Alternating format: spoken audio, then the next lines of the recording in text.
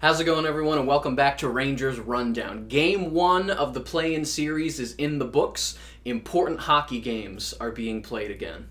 Just a brief aside, the NHL has had 0 positive tests after being in the bubble for about a week. That is great news. Compared to the other major league sports, hockey is in a great place.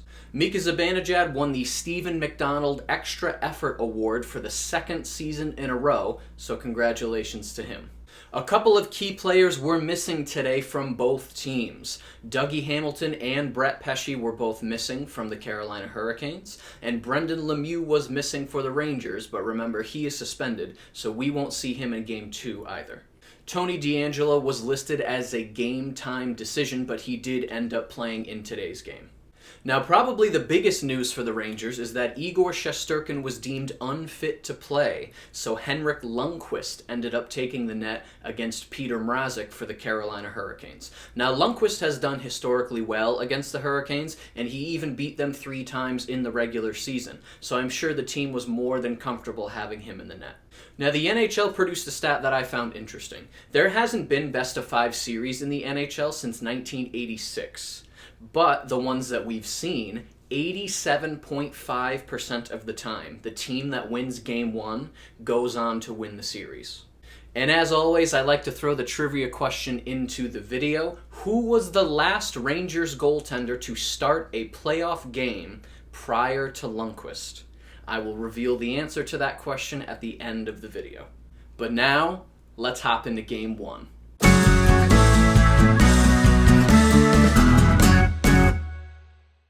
"30 seconds in, Brady Skjei put a big hit on Jesper Fast, sending him to the Rangers locker room.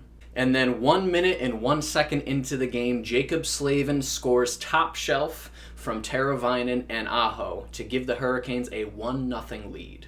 Then at 1 minute and 5 seconds, Stahl puts a big hit on Necas. Now we're just about 60 seconds into the game, and already we've seen 2 big hits.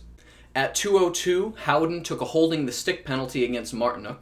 And at 2:48, Vatanen took an interference penalty against Smith. Now, also at 2:48, there was a fight between Ryan Strome and Justin Williams. Now, after the fight was over, Strome had to go to the locker room to get patched up, but he would return. Now, we would see about 60 seconds of 4-on-4 play before the Rangers' power play got 60 seconds of their own, but they would ultimately not be successful. At 4:42, Buchnevich would take an interference penalty against Edmondson, but Edmondson would also take a slashing penalty against Buchnevich. At 5:29, Trocheck wrung one off the crossbar, and at 7:06, the Rangers would finally get their first shot on goal. At 8:27, McGinn would take a slashing penalty against Gauthier, and at this point, Strome was back from the locker room, so he would see some power play time. Now, at this point in the game, the Rangers were really struggling offensively. Now, Carolina has a fantastic penalty kill, so the Rangers could not get any kind of sustained pressure in the offensive zone. At 12:08, Svechnikov almost bats it out of the air into the net, and I'm so glad he didn't. At 14:33, Kreider would take an interference penalty against Sami Vatanen, and Carolina's power play would not be successful. At about 18:30, Smith put on a big hit in the neutral zone and then came back to help defend in the crease. It was a great shift for him.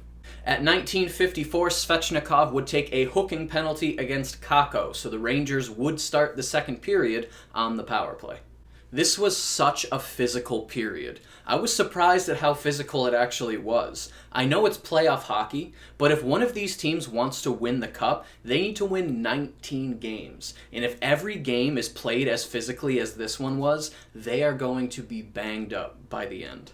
We wouldn't see Fast return in that first period. He had 1 shift in the game before he took a hit from Skjei. Carolina has a very aggressive forecheck, and they were able to get sustained pressure in the offensive zone. But towards the end of the period, the Rangers were starting to feel more comfortable. Carolina led the period in shots 12-4. New York had a better face-off percentage of 55.6%. Both power plays went scoreless. New York was leading in hits 17-9 and blocks 8-4.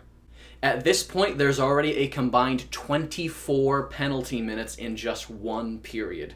These teams are not giving an inch. At the beginning of the second period, it was announced that Jesper Fast would not return to play, so the Rangers are down a forward for the remainder of the afternoon. The Rangers started the second period on the power play, but it would ultimately not be successful. At 3:28, Trocheck took a tripping penalty against Lindgren. Say that 5 times fast. This is where we see the Rangers' power play start to pick it up a little bit. They had more chances towards the net. They were getting more sustained pressure.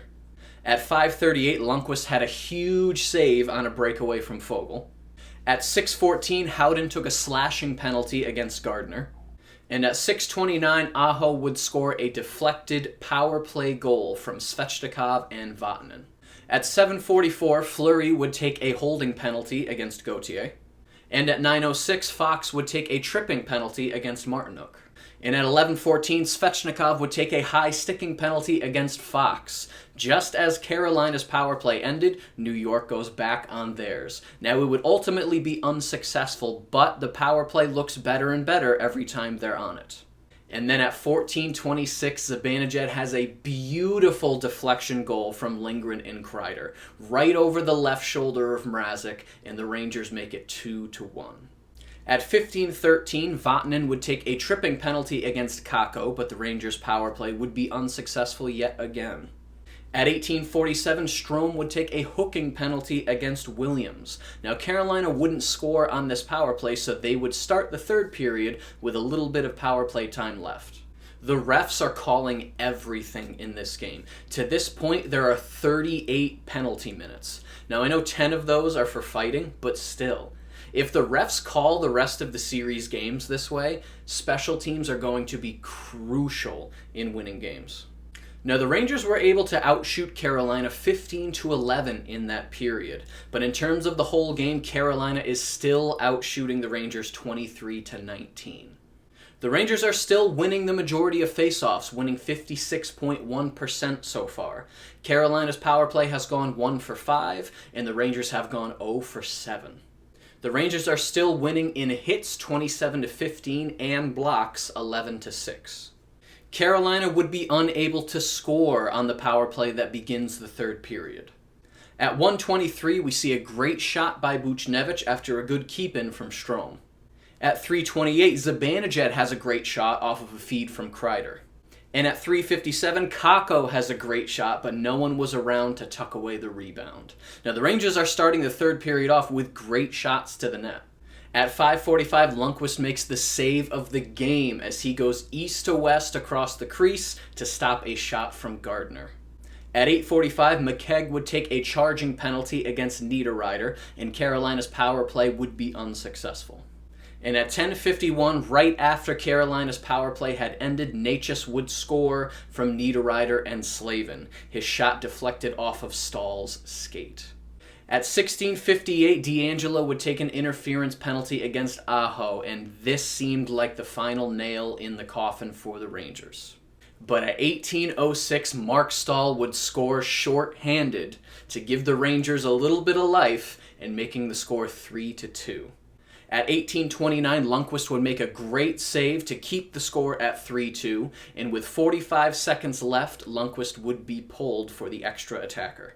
Mrazek wanted to keep the play going with about 2 seconds left in the game, but the ref blew a quick whistle, giving the Rangers one last face-off, but it wouldn't be enough.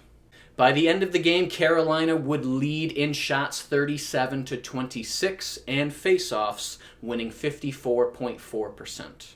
Carolina's power play would go 1 for 7 for the game, and the Rangers would go 0 for 7. The Rangers led in hits 40-28 and blocks 15-9. Although the Rangers lost, I don't think they played poorly. It took them almost an entire period to warm up to that intense physical play of the playoffs, but once they did that, the game kind of evened out.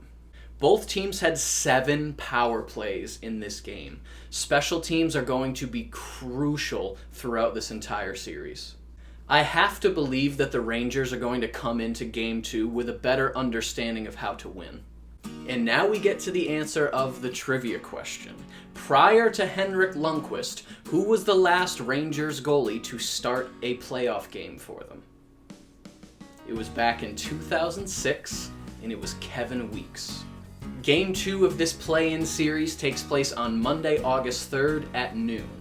If you enjoyed this video and you'd like to see more videos like it, be sure to hit the subscribe button. Thank you so much for watching, and I will see you in the next rundown.